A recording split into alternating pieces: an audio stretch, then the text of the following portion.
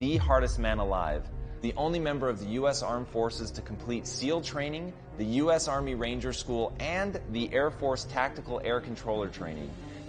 I think it is abundantly clear that this man is a self-made beast. We live in a world that we want to be as comfortable as we can. And we wonder why we have no growth. We wonder why when the smallest thing in our life gets difficult, we wonder why we cower and we run away. Because our whole life is set up that way. Our whole life is set up in the path of least resistance. We don't want to suffer. We don't want to feel discomfort. So the whole time, we're living our lives in a very comfortable area. I was just an insecure, scared kid.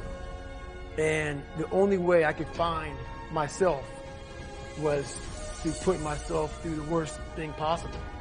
Self-talk and visualization are the two keys to my success. I took myself in that chair, crapping up my back, peeing blood down my leg, shin splints, stress fractures.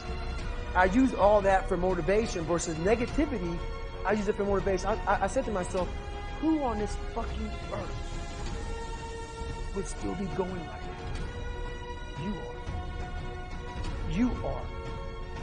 You gotta be the hardest motherfucker on the planet. Is it true? I don't give a fuck.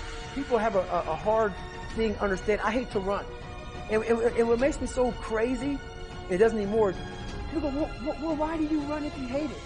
What are you talking about? I don't want to take showers and eat either. I hate that too. That's life, man. It wasn't until I changed that mentality that I became somebody. I hated going to school, so guess what? I was dumb as shit. That's what 1 + 1 is 2. But if you can get through to doing things that you hate to do, on the other side is greatness. That's what people understand. A human being is not so human anymore. We have the ability to go in such a space if you're willing to suffer, and I mean suffer. Your brain and your body, once connected together, can do anything. Suffering is a test. That's all it is. Suffering is the true test of life. And so that cookie jar travels in my brain. So whenever I get put in a situation where I have poopy pants, the woe is me mentality of, oh my God, life sucks. I take a second. I take the 1 second decision. I step out of my life for 1 second, go in the cookie jar, pull up. Oh, motherfucker, you went 3 hell weeks and finished 2. One of those hell weeks, a guy died because it was so bad. Oh, you are a motherfucking badass.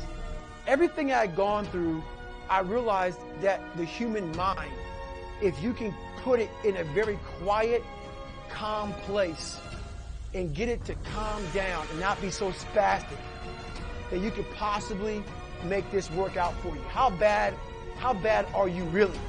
Once the mind knows you're not going to quit something, it's going to try to find more. No matter if you think you're dumb, no matter if you think you're fat, no matter if you are fat, no matter if you've been bullied, or no matter if you just got back from Iraq or Afghanistan and you have no legs or your arms or whatever, man. We all have greatness. You got to find the courage out there, but it's going to take hard work, courage, self-discipline. It's going to take all the non-cognitive skills. All the non-cognitive skills to be great. You know, smart is good, all this stuff is good. That's all cognitive. A warrior is not a person that carries a gun. The biggest war you ever go through is right between your own ears. It's in your mind. It's the non-cognitive skills that set you apart from everybody else.